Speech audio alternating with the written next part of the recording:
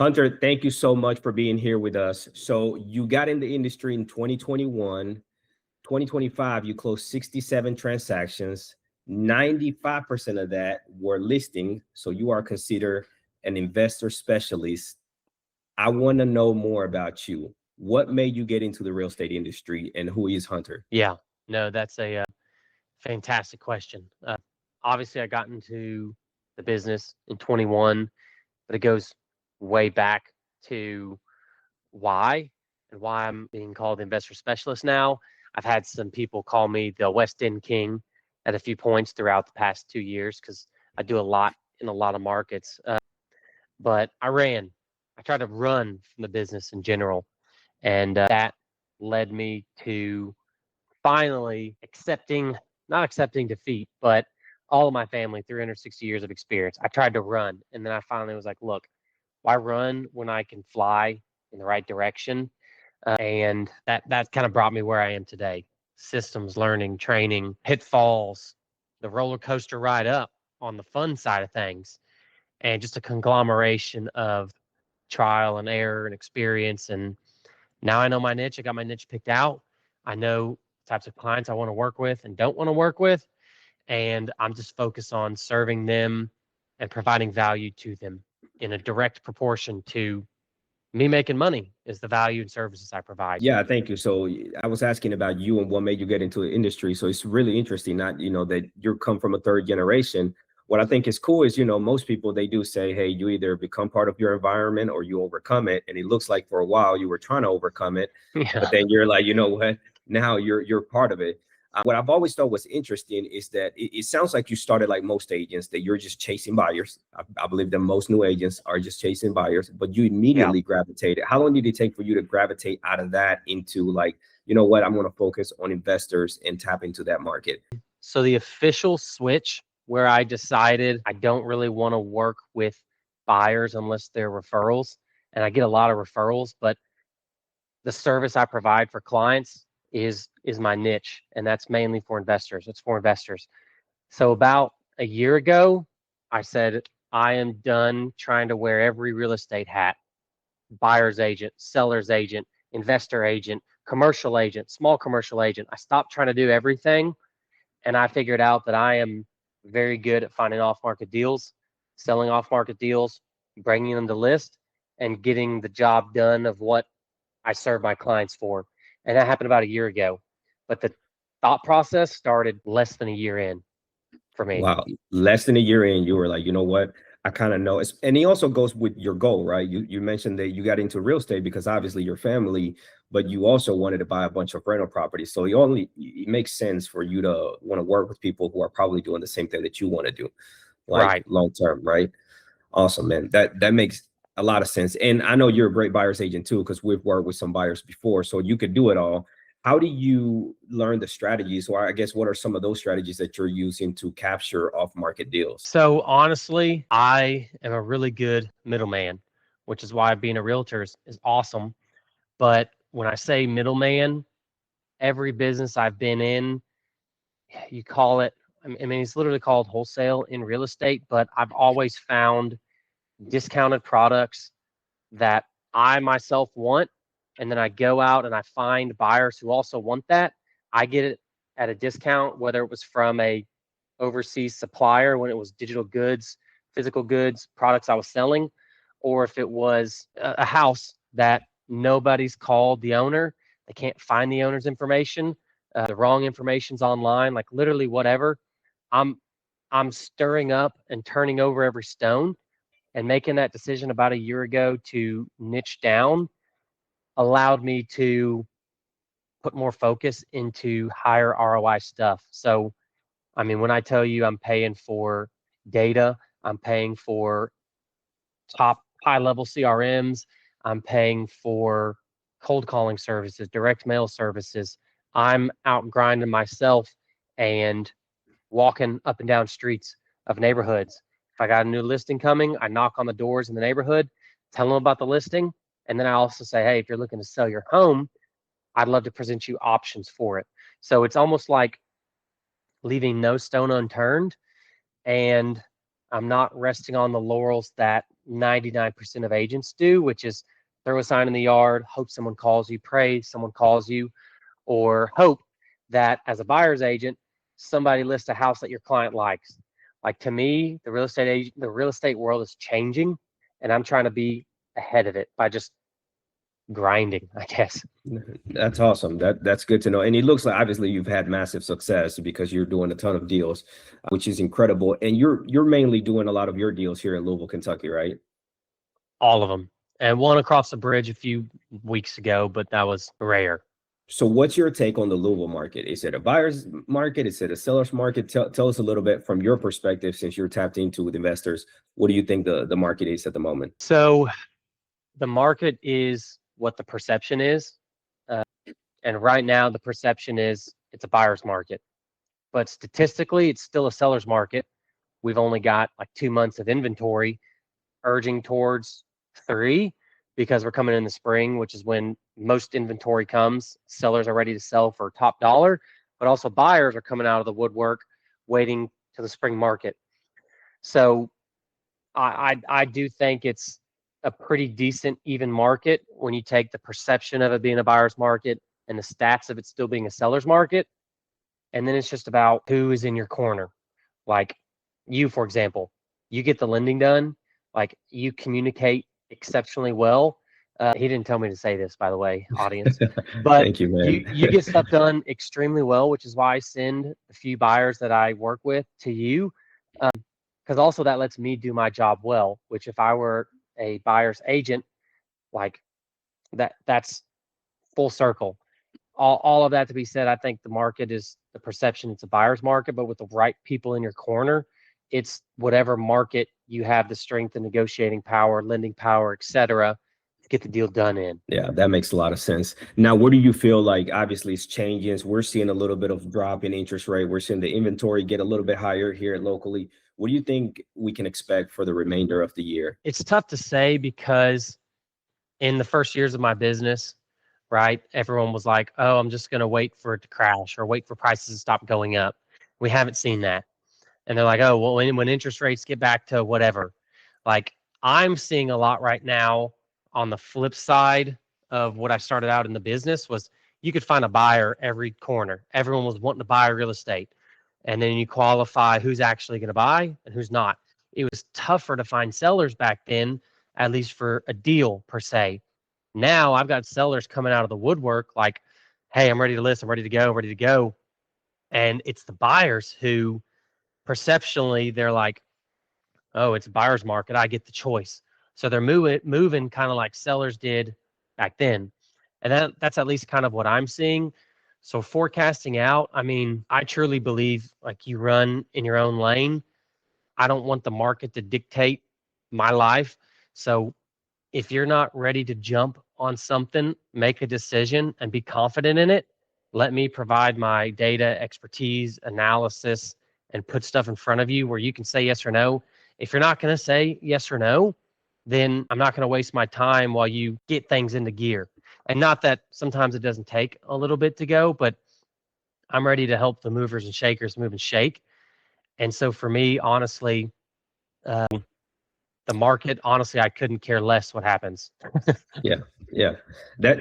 So I didn't want to talk about, mindset or approach or confidence and things like that, but without me bringing it into the conversation, it sounds like this is probably one of the reasons why you are where you are today, because it's extremely tough going from a thriving market in 2021 and then it pretty much came to a halt, but you've grown year over year just because you control the controllables and you figure out what you needed to do to adjust the market. You didn't make any excuses. You didn't start crying. You just figure out what was your niche that you wanted to do and you went after it and you're being successful. Now, from an investor standpoint, right? Because you're also an investor, but you're also working with a lot of investors. How are they capitalizing on today's opportunity? Yeah. So kind of to touch back on what I said before, those who have all the right pieces in place, you can't make a decision within reason without having ducks in a row, right? I can help you put those ducks in a row, but I'm not going to fill out prop mortgages lending application, right? I don't even know if that's legal for me to do for them. But No, with don't their do that. ducks, yeah, I'm not gonna do that.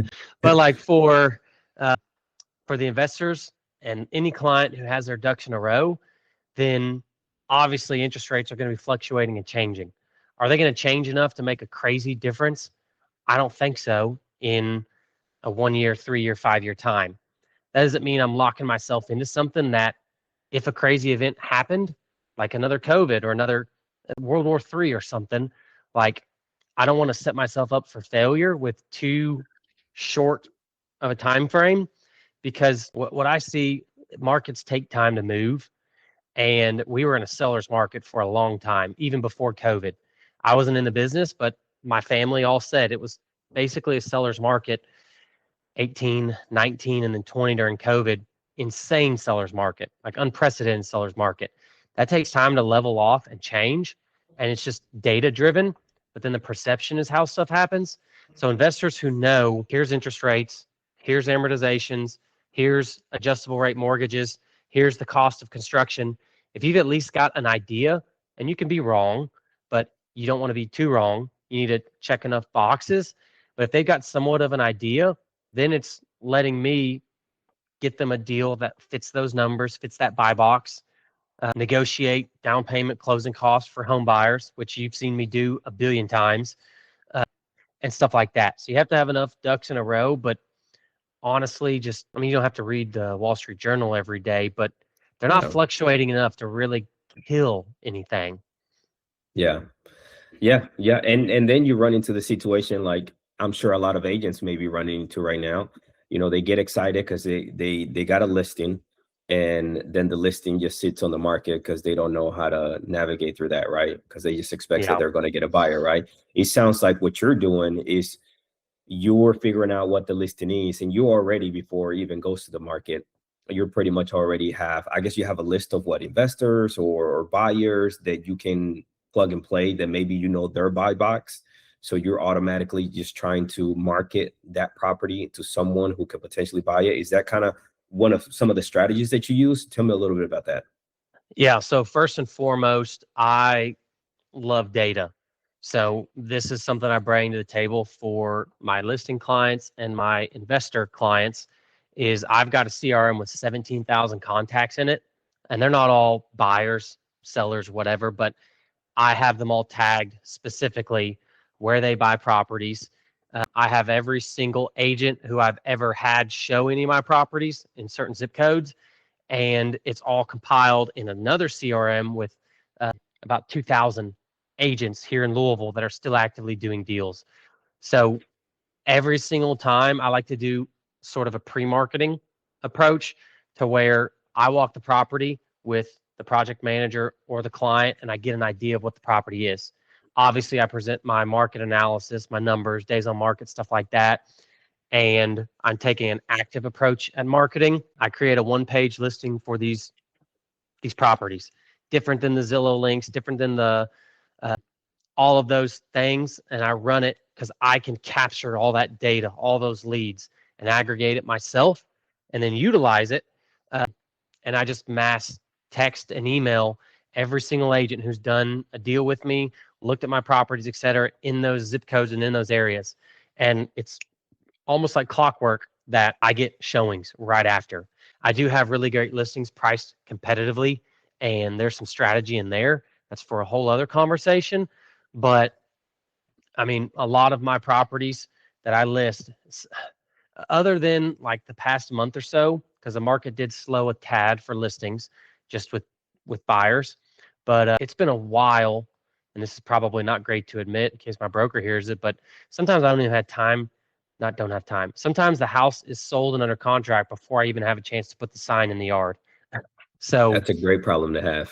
it's a great problem to have. So I'm trying to keep that up. So That's awesome, man. So you talk a lot about data. You talk a lot about CRMs. It seems like you talk a lot about systems and processes in place that have helped you get to this. How do you learn all this? Because you're fairly, in my eyes, you're a fairly new agent, but you are far more advanced. Because I've worked with some agents who have been in the business for a long time, and I don't even think that they have the infrastructure that you're talking about. How do you learn about that? well, some of it is just trial and error. You try one system and it doesn't work for your lifestyle or whatnot. And then some of it is you have to pay to play. And I've been a part of a big investor mastermind for about the past 8 months. I actually just paused that involvement because I'm putting a lot of that money into marketing because I see some opportunity this year for investment properties.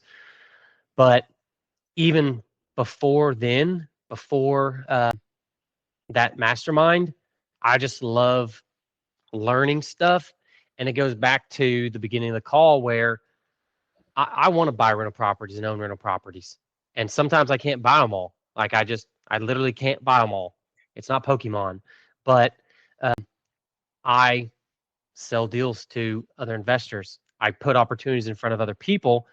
And in me trying to figure out how can I buy more, provide more service, value to my clients, etc., I'm learning marketing. Like I started a marketing company in 2019 where I was running Facebook ads and Google ads for clients, creating landing pages. And that got up to about $7,000 a month in revenue.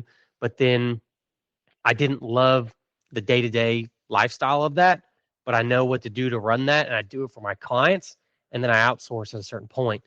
So I'm learning everything I can just because I love business. I mean, I read 62 books last year.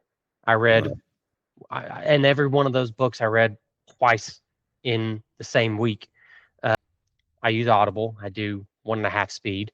So I'm cheating a little bit, but I'm just looking for one key piece of knowledge that I can take and implement today and add it to my system or remove inefficiencies and stuff like that.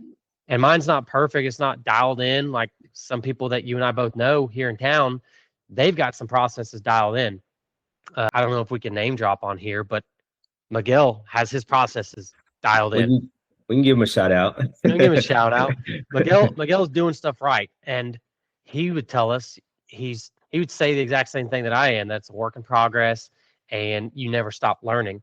And that's just what's so fun is like there's always something out there that we don't know about, and it's just fun to learn it because once you learn it, I mean it's not like a milestone achieved, but it's like you know it, and you can figure out if you want to do it or not do it, if that helps you or if not. But it's kind of like just an arsenal, just a tool in your tool belt.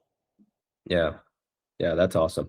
So if an agent was watching this podcast right now and they're doing, let's just say 10 to 15 deals per year, and they want to build what you've built, what would be like a piece of advice that you will give them? So it's funny because my brother is about to end his second year being an agent, and literally over here, him and I were talking about that this morning when you called me this morning, and I told him to niche down because you can't be all things for everybody. You got to be you, and you got to do what you do well and best. And at the end of the day, enjoy what you do. A lot of agents, you're just a high paid salary employee for your franchise in some sense. You can make a lot of money, but you got to have systems and stuff in place. And also, I think it's niching down. So I'd niche down, and then I would literally do what you don't want to do. So this is not me, but no one wants to pick up the phone, right? I am unfortunately doing or fortunately doing what I tried not to do in this business and be on the phone 24/7. But this iPhone literally is free money. I pick it up, a deal happens. So do what you don't want to do. And then I would say invest in your knowledge and things like that. So you have the answers to questions that are needed and you can speak confidently on stuff. And then on the flip side, what you don't know, like be honest about. Like if I don't know something, I'm not gonna lie or act like I know it. I'm just gonna tell you I have no idea, but I can find it out. And then yeah, niche down, do what you don't want to do. Like I'm literally talking door knocking. I'm talking sending out flyers, mailers, like asking for referrals. I mean, you're reading books. You said you read 62 books. So I think like that's a part of like most people wouldn't want to do that, right? Like it's not natural for you to want to just go out of your way to read a self-development book, right? But yeah, to your point, so you're just constantly doing things that are really uncomfortable and probably not advisable, but that you feel like that has been the one thing that has made you get to where you are today. I see this with all business, and all business has its parallels, but life is getting easier and harder at the same time. Technology is improving and replacing low level stuff. Like you can pop something in a chat GPT and it can plan your day, it can plan your meals, but it can't do it for you. You can pop something in a chat GPT and it can plan your day, it can plan your meals, but it can't do it for you. Eventually it might be able to do it for you. And then if you've been living off chat GPT, what are you doing? And as it becomes easier, as everything becomes easier, real estate in general, what are people not wanting to do as stuff gets easier? They're sticking to the couch. Like I have made it my goal for this year to get out and take that 4 to 8 p.m. slot in the day. And I work until 8 on Monday, Wednesdays, and Thursdays, like literally 8 o'clock at night. And that's not even as late as it could be, but that's the latest that I think I'm legally allowed to make phone calls. I'm working when people are ready to have dinner with family. I'm working when I know people are going to be home and answer their phones. And I'm doing it now while I'm 29 because I want to have that life that I know rentals can provide and just this business in general can provide. So I have to do what I don't want to do when I don't want to do it so I can have what I want when I want it. If that makes sense. Yeah, no, I think that makes perfect sense. And you're doing a heck of a job, man. So kudos to you. So I know we talked a lot about systems and stuff. I do wonder, like, what is one tool or system that you've used over the last, let's just say, year that if you didn't have it, you wouldn't be where you are today? So I'm fine to tell you what the system is because it's not the CRM or system that gets me calling. It's me doing it. And that's the thing. But it doesn't really matter the system. Like if you can operate out of Google Sheets as your CRM and you can stay on top of it, if you've got a goal that you've set to call 100 people in a week, it doesn't matter if you're using Google Sheets or Salesforce or whatever the next big thing is. Like 0 calls is still 0 calls. So whether it's Google Sheets, whether it's a high powered CRM, I use Go High Level and Data Sift. Both of those are out of reach for a lot of people price point wise. Data Sift's like $500 a month and Go High Level is 97, 300 or $500 a month. So I use both of them for different purposes. Go High Level has all of my contacts in it, thousands of records. Data Sift also has thousands of records, but it's my day-to-day CRM. So it's not the CRM, but it's how you use it and Yeah, actually using it. yeah. And then also getting people to pay attention to whatever you're putting out there, right? So I know you have a lot of contacts within your CRM.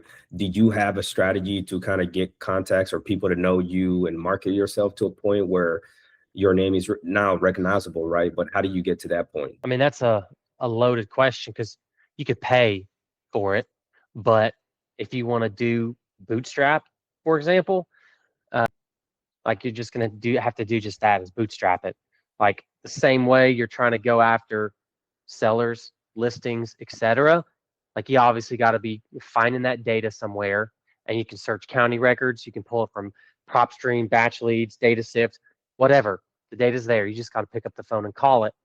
You can mail to it. You can Facebook ads, Google ads. You can buy paper leads. It's the same for buyers. Like if you're sitting on your couch on ChatGPT or scrolling Facebook, like, hey, who's buying properties in XYZ zip code? Like I know people who do that and they get success from it. But I made it also a commitment to myself this year to go to all the CREA events. Like the next one's this Thursday, I'm pretty sure, unless I got the dates wrong. But What is going that? CREA, it's the Yeah. Kentucky Real Estate Investment Association. So I've seen you at that before. I've seen Miguel there before, and every time I go, I'm like, man, I need to go to this more. But you don't feel like you're getting much out of it. But just that movement, that shaking and baking, like throughout the year, no one goes to those except the big players.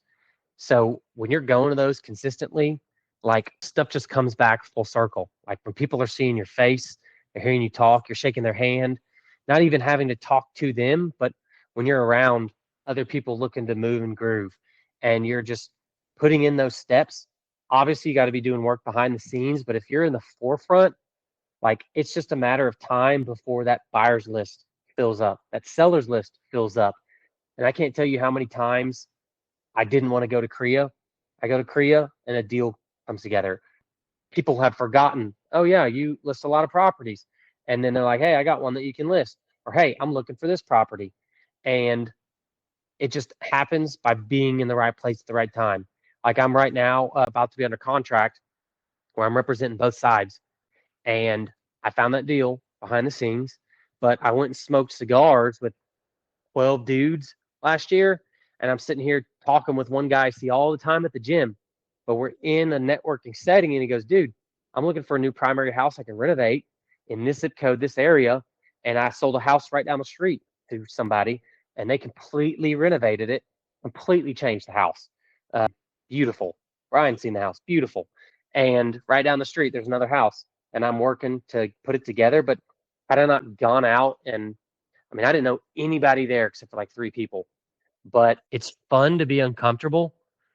And if I hadn't been uncomfortable and got out there and I mean, I like cigars, but smoked a cigar, then I wouldn't have, he might not have remembered that I'm doing what I'm doing.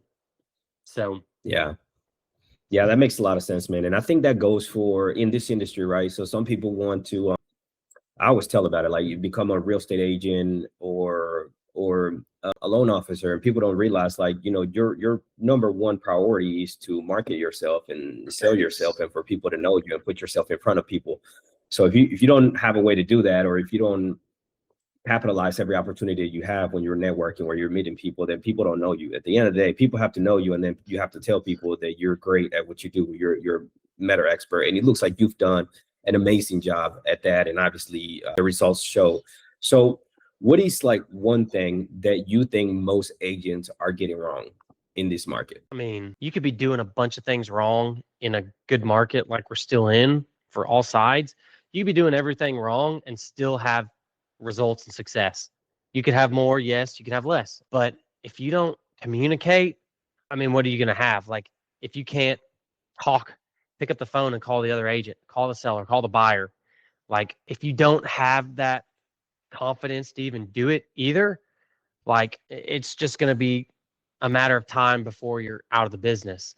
And I think what a lot of agents are doing wrong is they're not following up.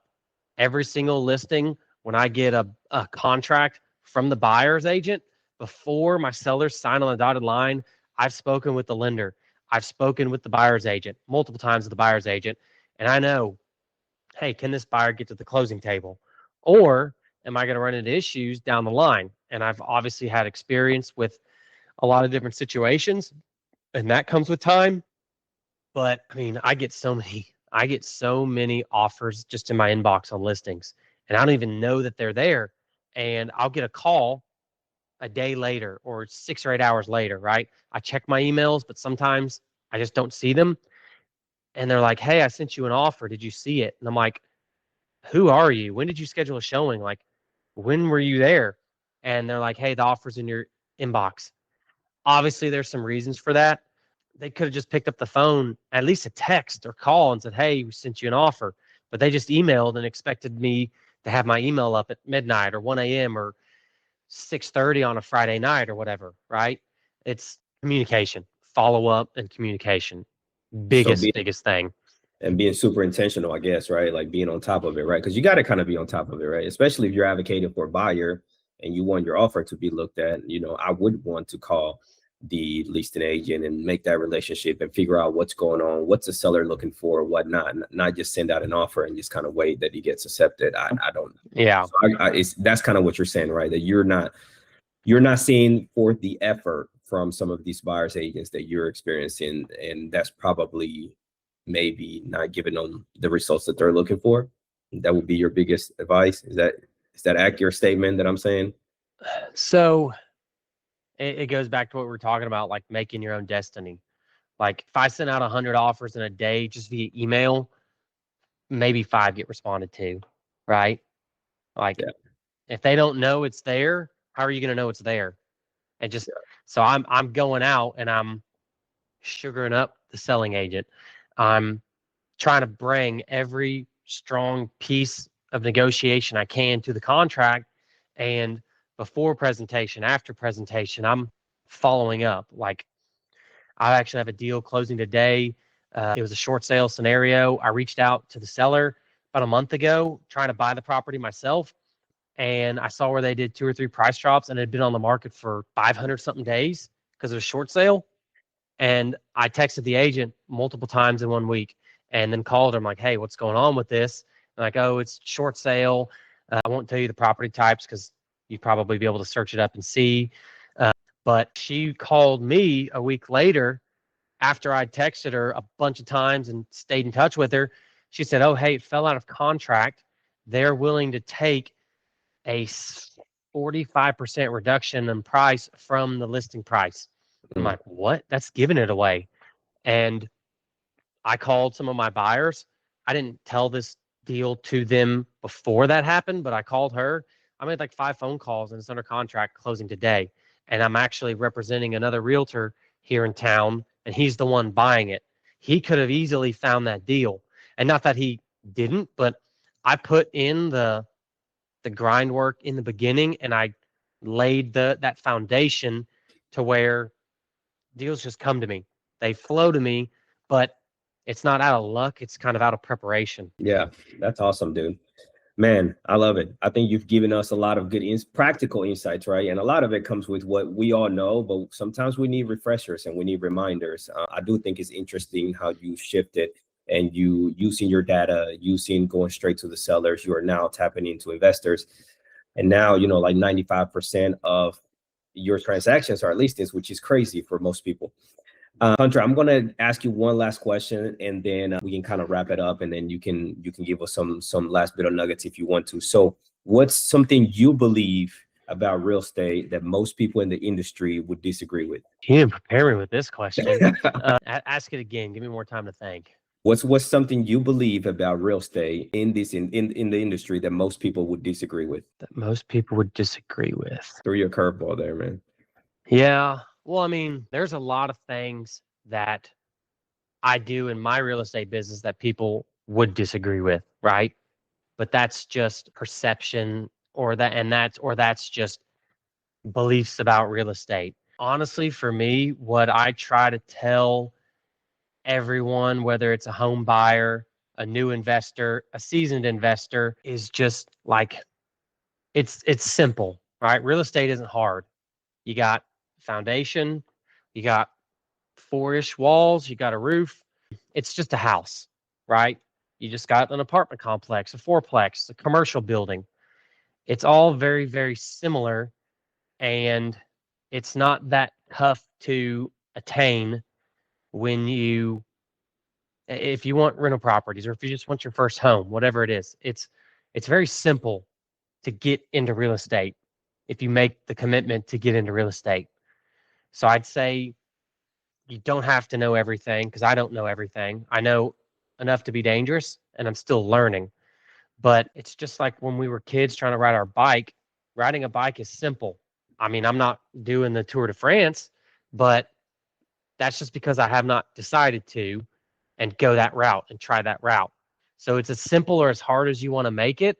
And I think a lot of people would disagree with that because of their limiting beliefs and their mindset around it. And everyone says you got to have money to make money, or it takes money to make money, whatever it is. You got to have 20% down to put on every single deal. No, you don't. In fact, all of my rentals that I bought last year, I didn't bring a single dollar to closing. And a lot of times on the refis, I took money out on top of my proceeds, and now it's cash flowing every month. So that myth busted right there.